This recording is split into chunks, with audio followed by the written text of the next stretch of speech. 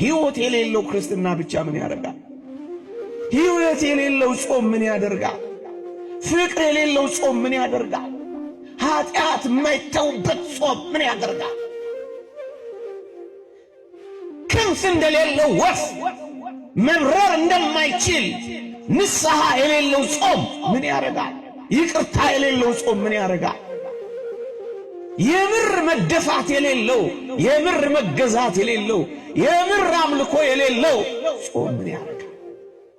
ወገኖቼ ጾሙ ያለ መንፈሳዊነት ረሃብ ብቻ ነው የሚሆነው። ይኸውላችሁ እምነት ያለ ፍቅር እንደ አጋንንት እምነት ብቻ ነው የሚሆነው። ሰማዕትነት እንኳን ያለ ፍቅር ወገኖቼ ከንቱ ነው የሚሆነው።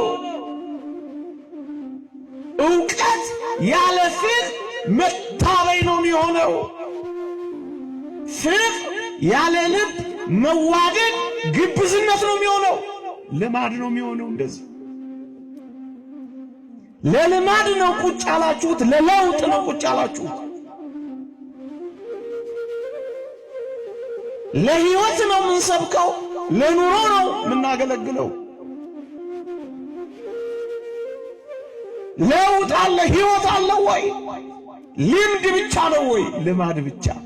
ይመጣሉ፣ ይሄዳሉ፣ ይገባሉ፣ ይወጣሉ።